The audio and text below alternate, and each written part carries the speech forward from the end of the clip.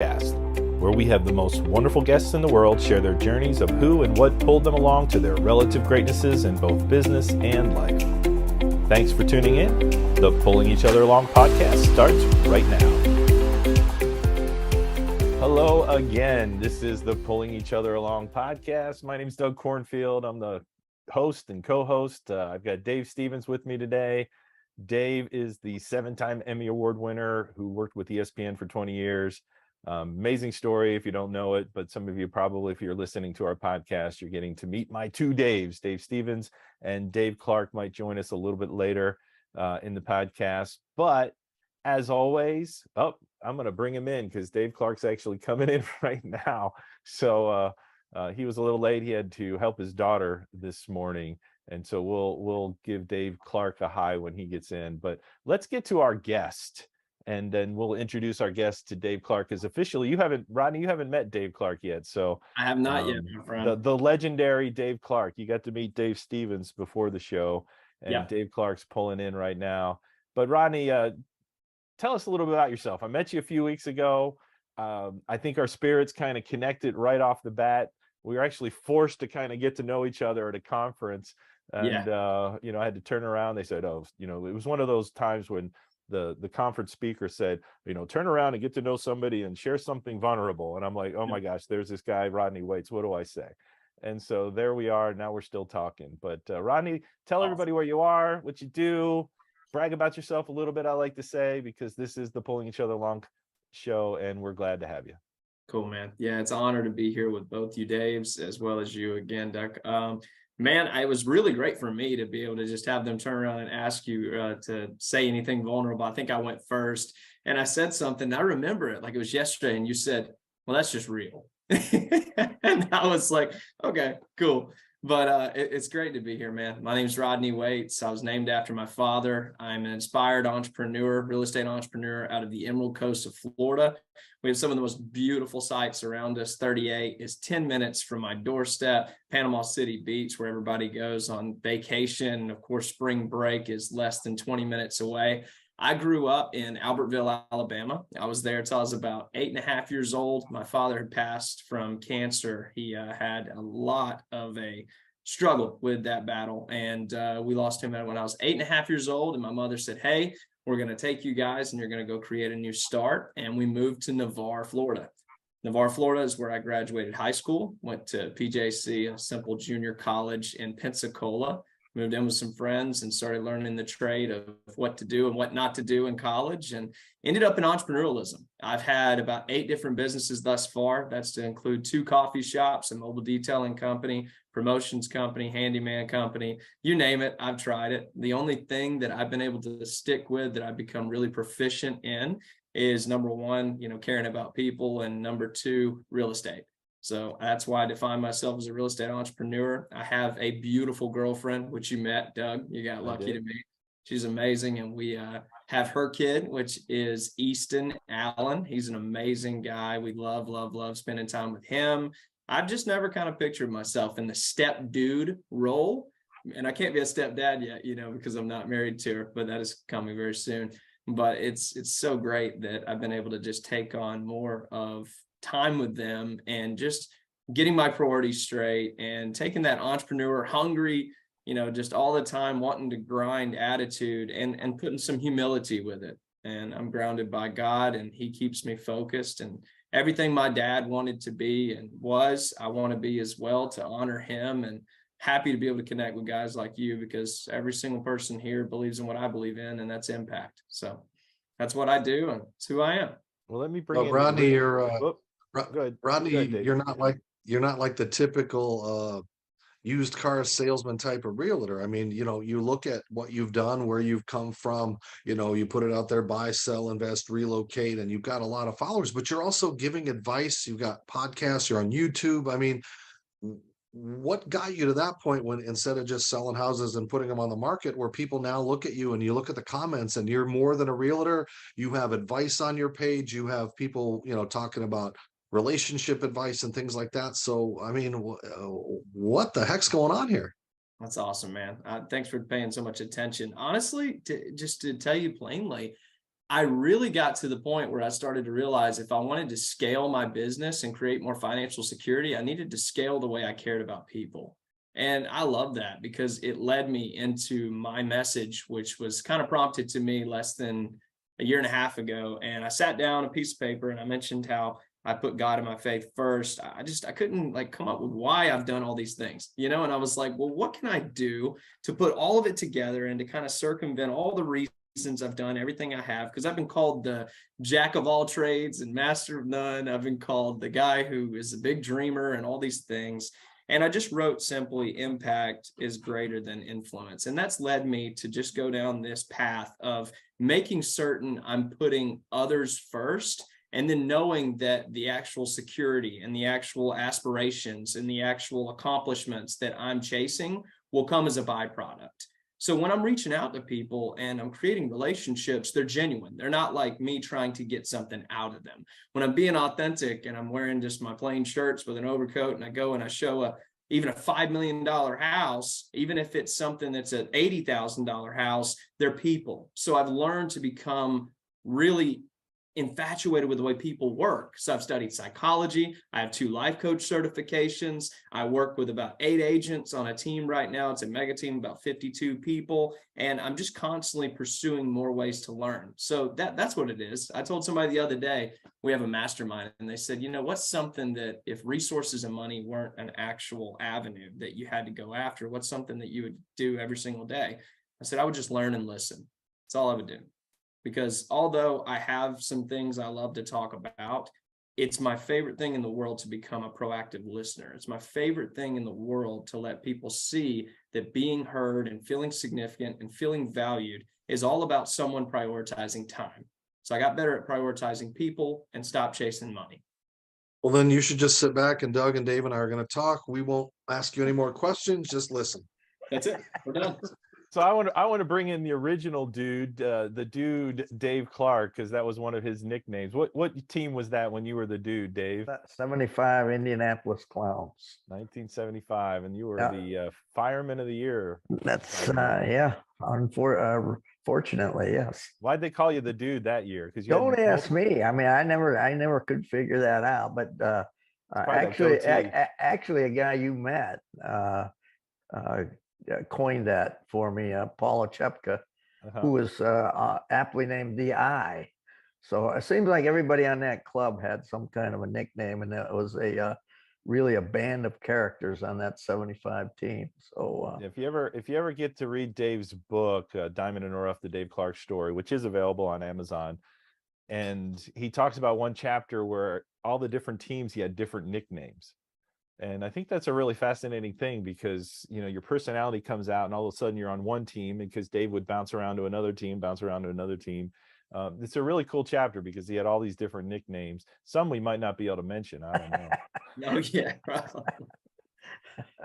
And before we go much further, though, I want to thank you for helping out with the Miami camp that we did with Abilities Expo. That was really generous and needed. And so I want to thank you very much for that.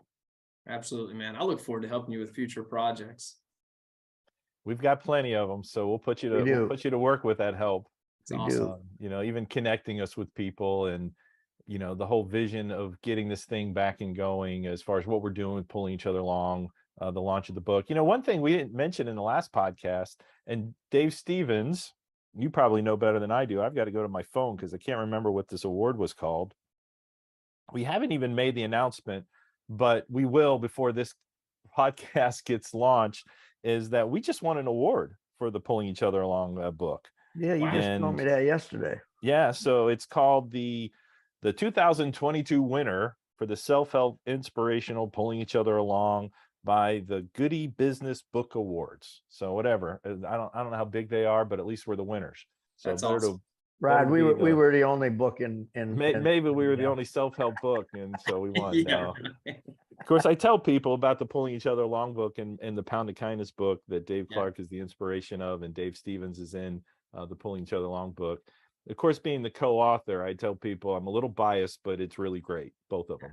And so they're great stories, great people involved in that book, great people like you that are, you know, telling their stories of of what pulled them along and what helped them in their journeys. And so, Rodney, with you, I know Sure. you said your father passed, and all three of us, or all four of us now, since there's four of us on this podcast, have dealt with our father's passing.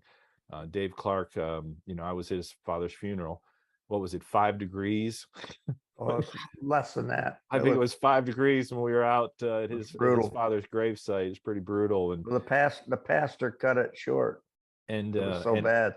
And I was there when Dave got the phone call. I can still remember when Dave got that phone call of having his father pass away, and I still remember my phone call of getting it when my father passed away. And I remember clearly where I was, actually in Alabama, when I got the phone call. My last phone call with my father was in Alabama, and so I know how deeply those memories can be set in. My last phone call with my father was telling him that I had finally beat his best times in the 800 meter.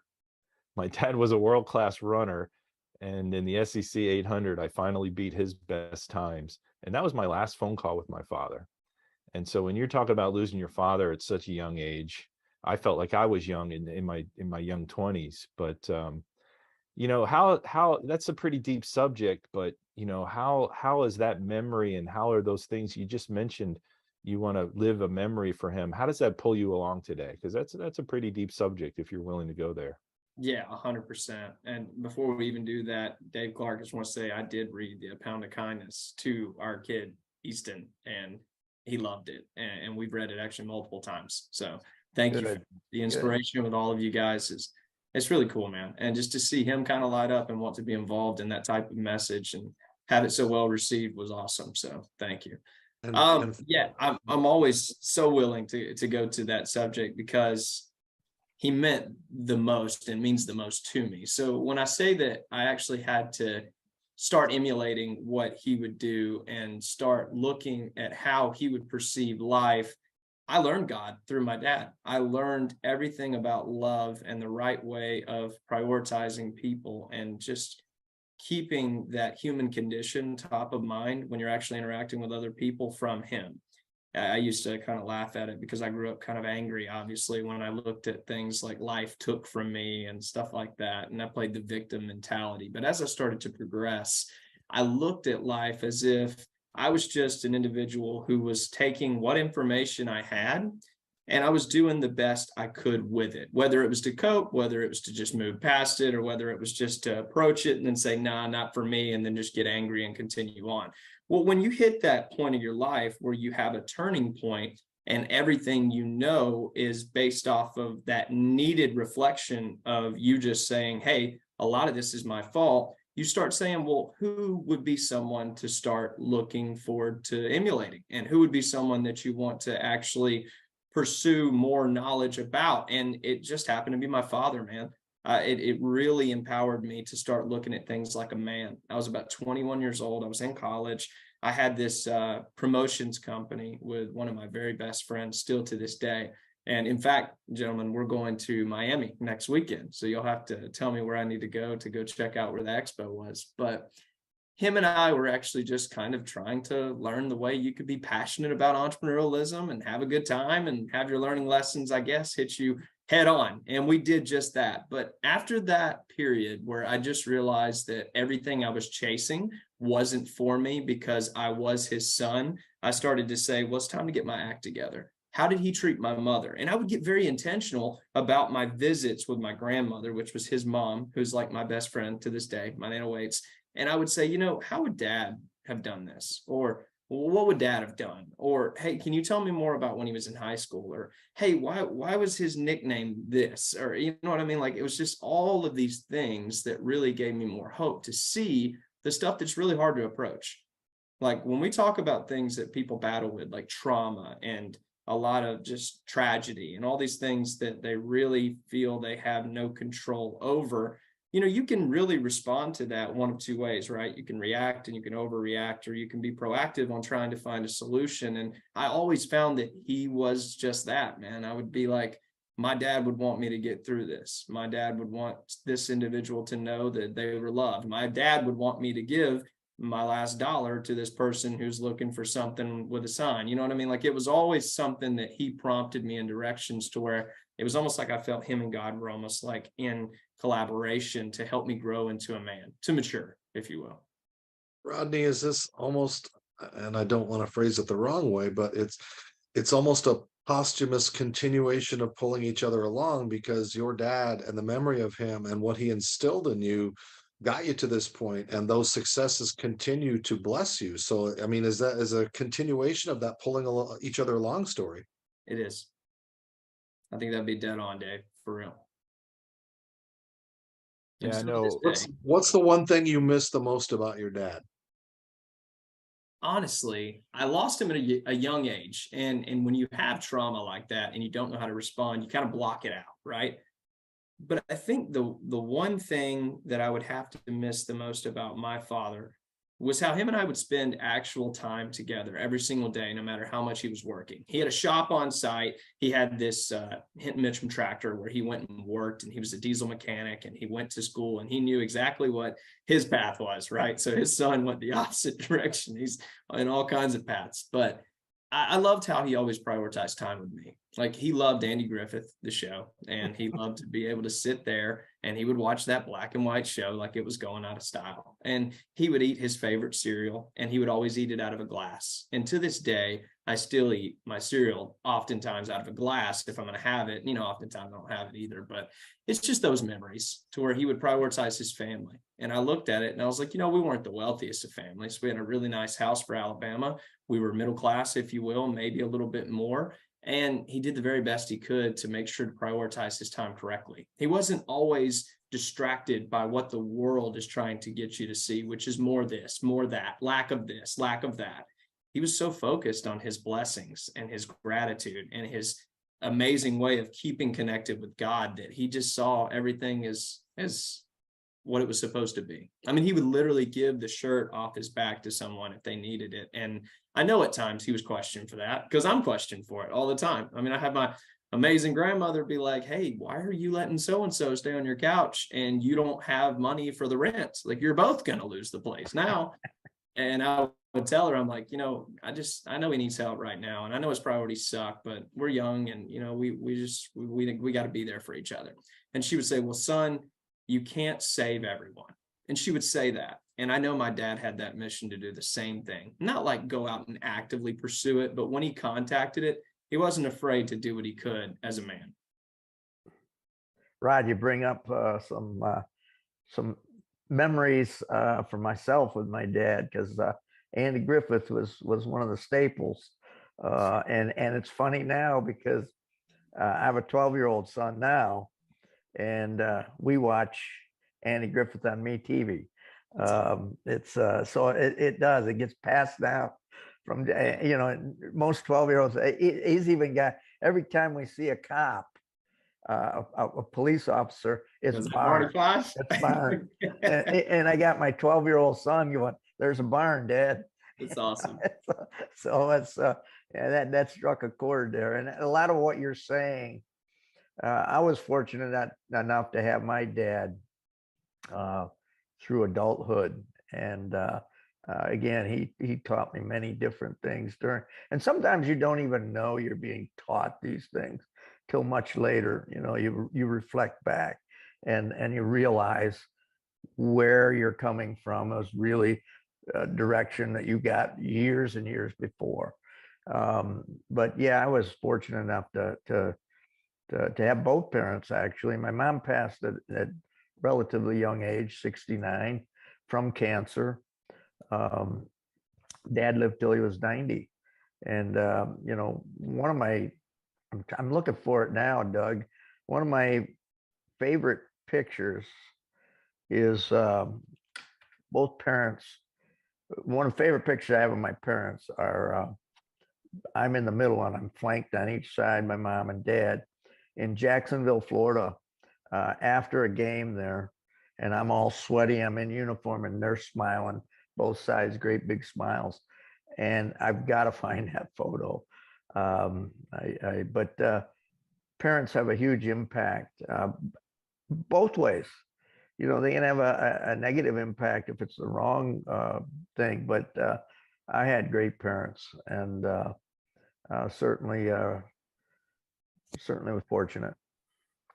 Rodney, I think it's interesting that you're able to have your father pass away at such a young age, and the wisdom, because his mother's still around. I don't know if his father's still around, but go to your you said Nana Waits, I think is how you referred to her. Yeah. And go to her. To me, that shows a lot of wisdom for you to do this now, to go and ask her about your father, because she's going to have insight like nobody else. And I think that's so much wisdom on your part, to have that, because I wish I had that now. I wish, my dad was in the service. He was in between wars. He went to Japan. I know these little things, but I just don't know like I'd want to know now. Yeah. But his parents were passed away as well. So I don't, and his family's gone, so there's really not somebody to go draw into some of the depths that I wish I would have, even to the races that he ran. I mean, I knew his best times, obviously we just talked about that, but there's just things I wish I would have drawn and known a little bit more than I do now. And so that's a lot of wisdom for you, for a young man. Kudos. And I'm curious to how old would your father be today? I think I just did the math the other day. He was 56. I was figuring he's probably younger than me. 56, I believe. Certainly younger than Dave Clark. I lost my mom the day I left for college, and my dad died a year and a half later from cancer. So I was 18, 19 years old, and on my own in the world, I didn't always make the right choices. I didn't get to where I got today by being smart sometimes. And I'm just wondering, to get to the success level you've gotten to today, how many times did you fall? How many times did you fail? And did you sit around going, man, dad's up there watching me and I'm letting him down? Yes. Yeah. So that's a good way to strike the right chord, if you will, to go with what Dave said. I'm happy to say this because it's something you probably wouldn't see coming, but with every leader, with every person who seeks to be of value, with every person who's really truly trying to pull others along, they always want to be vulnerable, and they want to give someone the real truth, the raw truth. I had very, very many points in my life, and two of the most powerful ones I'll tell you about that really made me question who I was, what I was doing, why I was doing it. I mentioned that I did the promotions business and business management for nightclubs and stuff like that. And it was a very cool way of just kind of creating some cash flow for me as an individual. I had some other jobs, of course, at the same time, but I didn't understand I was running a business. And what I didn't understand at the same time is I was falling very heavily victim to the lifestyle that came with the entertainment business, such as drinking and all of that. Fast forward till about 4 years later, I got a DUI because I was 1,000 yards from my house and I had stopped to get something to eat and fell asleep in the drive-thru. I was so out of it, and it was a day after my birthday, and we called it a shift drink. And I know anyone who's in the service industry has been called that for years. And I literally thought it was okay. I'll drive home. I'll be fine. And I got caught right there, 1,000 yards from the apartment that I was living in Destin, Florida. I still drive by that Whataburger sometimes today. And I'm like, man, that taught me some lessons. But I really looked at it, and I went to jail for that. And I looked at it like, man, you're really trying to emulate your father here. You really messed up. Like, he would not have done this. He never went to jail. He never got in fights. And these are all things that I know firsthand from my Nana, from my mother, from people that knew him extremely well. And I looked at it like it was very, very hard for me to look at myself. So I got together with everything that I could, and I said, you know what? I'm going to use this to my advantage. I went through 2 lawyers. I got 3 jobs. I had a blower in my car. I had an ankle bracelet that would tell you if you had alcohol in your system. All of this, right? Almost TMI. But it really employed me to see that although I had gotten to that point in my life, I could pull it just the same way I did before around, because I knew that if I could get my priorities straight, if I could start seeking things that I could do that would really bring him joy, then I could maybe get back on the path. Second thing happened, got me out of waiting tables and got me into selling real estate full time. my grandfather passed about 4.5 years ago, I think it was, or just about 4 years ago. And I was waiting tables at the time, still the same 2 or 3 jobs, getting out of the whole craziness that existed in my life. And one time I got a text, and I was serving on what was called a dinner cruise, if you will. And it was local, and it was off a marina, and it was nice. And it was my night job on top of my day job. And I got to the point where I got a text from my stepfather, who I do love to this day. And it said, please give your mom a call. Her father has just passed. Not your grandfather just passed away, or hey, Papa just passed, give me a call, or hey, something's happened in the family. It was, give me a call when you can. Your mom just lost her father. And I'm like, well, I just lost them too, right? It was very hard for me. But to that day, or since that day, if you will, I looked at that cruise ship and I said, I will never, ever go be in the bay or inside of some work schedule to where I can't go and comfort my mother, to where I can't go and make sure my family's okay because of their loss. So I had to sit on that ship and I had to think for an hour and a half, where are your priorities? You're sitting here working for someone else. You're in the middle of the bay. You can't even get home when you get some tragic news. You've got to stop today. And since that day, I never went back to serving tables. So how did you transition to your new job, to what your focus is right now? And I know you have a nonprofit too that you've set up, and you have some vision for how to impact people with that. So how does that all fit together for Rodney? Oh man, honestly, it's just leveraging the right people that are just as passionate as I am. It's trying to put together things that I can accomplish that I'm going to be happy about. It's things that I feel I need to create more impact in the world with. Like, I'm getting to the point where, because of the fact that I do have so much going on, that I'm going to start kind of looking at things that are only a necessity to what I feel I can do for the rest of my life. Like, I got told by one of the wisest individuals before, he was like, if you can't do it for the rest of your life, then don't do it for a day. And I was like, okay, well, I mean, that's easy to say for the people that are in my position that can kind of take that financial risk, or can kind of take that type of, outlook on it. But all of those things are just going to be serving the greater purpose of trying to get out the message that I've came up with, that's on my radio show, making an impact, that's on my heart when I'm talking to people. So that nonprofit organization stemmed from when I used to work with special needs individuals. It was both kids and adults, and it would be respite care, it would be cerebral palsy, it would be MR, it would be anything you can think of. And I was just a kid in college. I had that business in promotions at that time. And I was really, really happy and grateful to be with those individuals. But something happened along the road to where I thought, I'm not the greatest man for this job right now. But one day when I have my priorities straight, I will revisit this same goal in a better, more prepared way. And I'm doing just that. So I own EmbraceLoveFoundation.org, which I will be creating, hopefully, a major facility in a couple major cities to be able to help out with special needs individuals, with certain professionals to be flown in to be caring and to be providing in-house facilities at all of those ways that I was, but in one building, instead of having it to where the government's money's wasted and the family just wants them out of the house.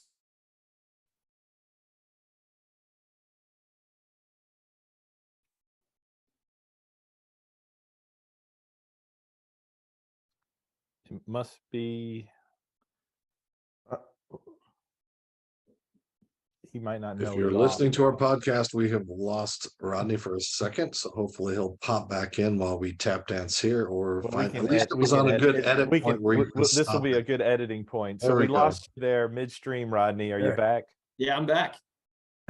Where did we lose him? He had just made you were on a roll. So Just talking about the one shop headquarters. yeah, you were talking about your nonprofit. So I'll try to do everything under one roof.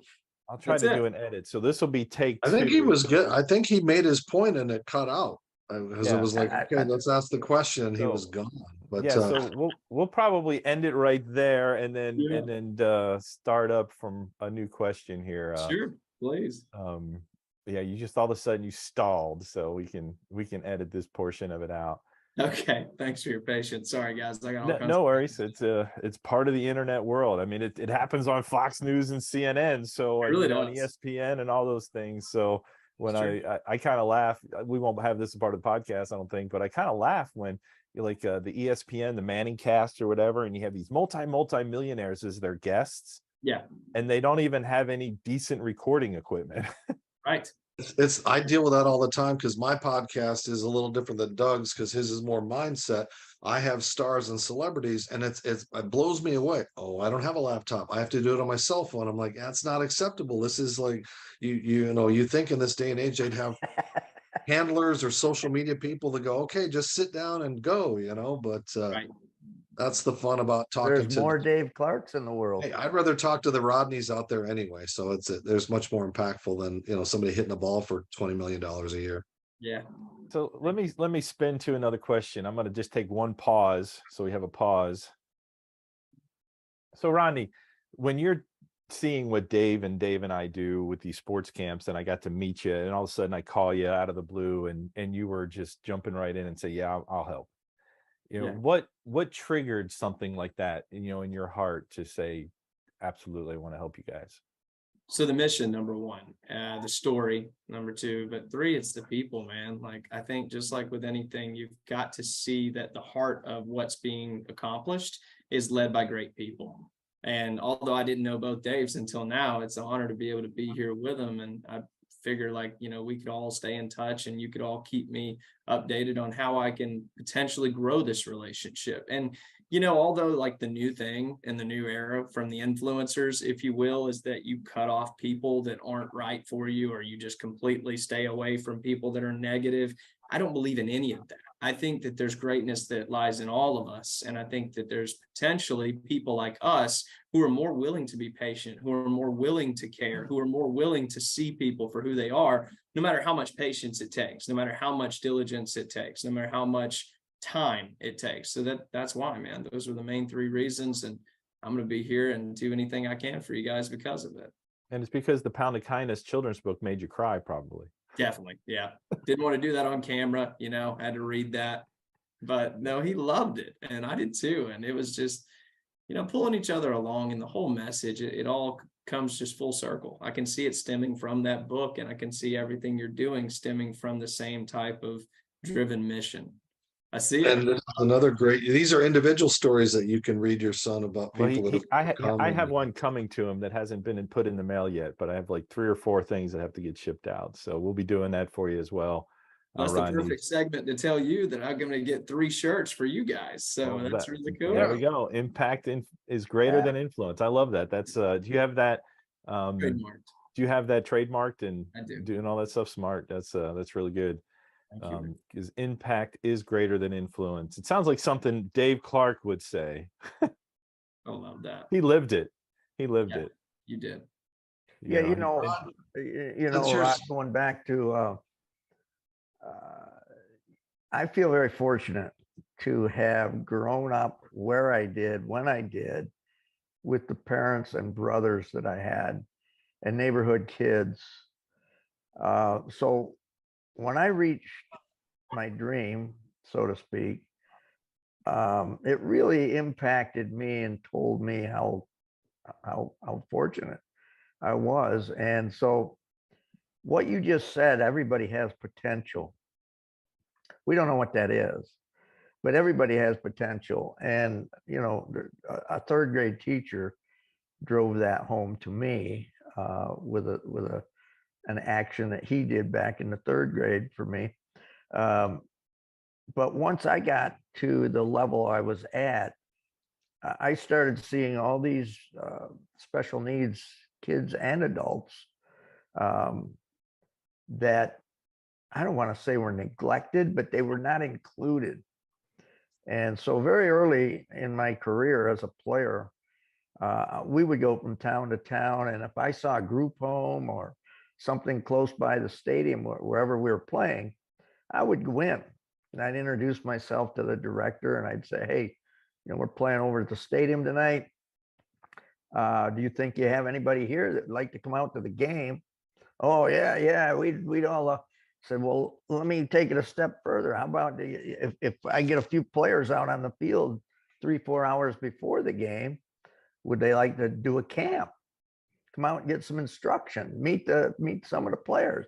Oh yeah, it'd be great. That's the seed that planted what we do now. And it was great. They would send out 5, 10, 15 individuals from their home. I get 4 or 5 teammates. We'd go out and do an impromptu. We're much more organized now, even though we call it organized chaos, but we're much more organized. But we would go out on the field and we'd hold an impromptu instructional camp for these people. And then they just, you could see their mind expanding. You could see, I can do this. Nobody's let me do this before. What else can I do? And that's really the mission of our camp. It's not so much baseball. It's not so much sports. And I tell the parents and the caregivers while we're at the camp, we address them and I tell them, expand their horizons because they all have potential. We just don't know what it is. And if you restrict what they can do, they'll never find out what that potential is. And, my own parents never told me no, except the time I said, can I stand in the middle of a railroad track with a train coming down the middle? No, yeah. They were, there was a no, but for the most part, if I wanted to play baseball, yeah, go ahead, give it a shot. You want to play football? Yeah, go give it a shot. Want to play ice hockey? That was where we had a little bit of trouble. My mom told me, all right, you can play, but if you come home with a tooth missing one day, that's the end of it. Thank God I never lost a tooth. So, but your comment about potential really impacted me, and it's impacted what we do because and here's another story. I'll tell you a quick story. I was coaching at college level up in New York State, and I'm in my office, I'm heads down, I'm writing something, and this big hand comes in, and I look up, and it's a guy probably in his mid-50s, and he goes, I want to try out for your team. And I looked at him, and I thought, oh my God. And I go, are you a student here? And he goes, yes, I am. I said, well, 4 o'clock today, we're starting tryouts in the gymnasium. I said, show up and you'll get your shot. So he shows up at 4 o'clock in hard-soled shoes, blue jeans. And so I had dressed the group there for the tryout. And I said, all right, let's go 16 laps around the gym. So they start running, and I put my head down on my clipboard and making notes, and I keep hearing this bang. Pretty soon I look up, I don't see anything, bang. I look up again, nothing. I put my head and bang. I'm hearing this bang. So finally I watch. And Bill, the middle-aged gentleman, he can't turn corners. So he's slamming into the wall at every stop and then going again, slamming into the wall, slamming into the wall. So I called Bill over. I said, all right, guys, we're gonna pair up, we're gonna play catch. They start throwing, they start playing catch. First throw to Bill. Bam, right off his chest. I was like, oh man, what am I gonna do here? So I looked at the guy he's playing catch with, and I go, loft the ball. Hits him in the head. So I call Bill over. I go, Bill, I said, listen, I said, you got a lot of ability. I said, but at this level, the ability is a little bit above what your ability is right here. I said, but I have an idea. I says, Bill, I need an equipment manager. I said, would you think about being my equipment manager?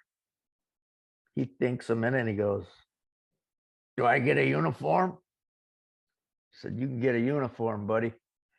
Do I get to go to Florida on the spring trip? You get to go to Florida on the spring trip, buddy. He pauses.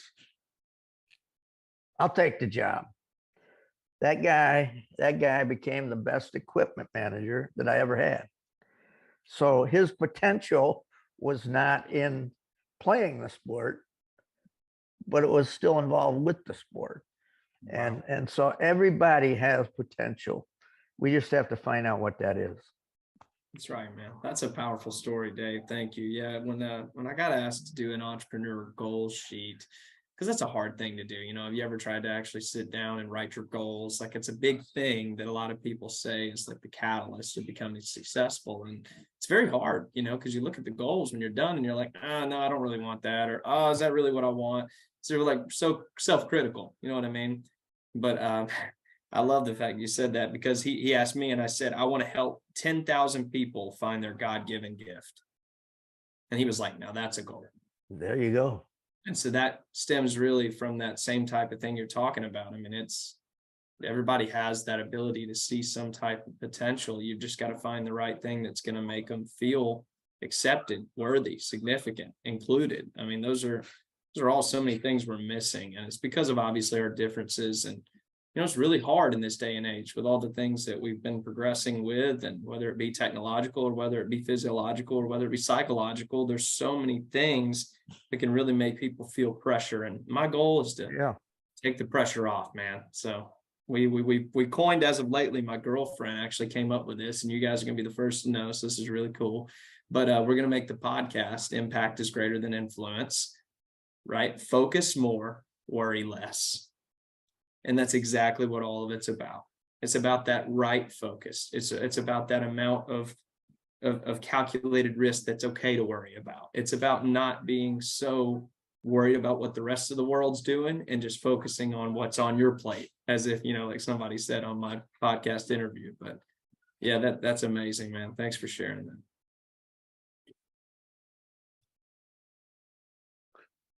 Rodney, we might have a few guest ideas for you for that Okay. show. And Okay. let's make sure, because your website looks more like a Tony Robbins website with all the amazing things here. So again, let's make sure that we give a plug for your website and where people can follow you and get this great information. Because like I said, this is not your normal real estate agent, folks. Like I said, yeah, the homes are pretty, but if you keep going down, you see how impactful you are as far as your advice, what you're doing, and the things you're doing. So how can people follow you and see you and continue, other than RodneyWaits.com?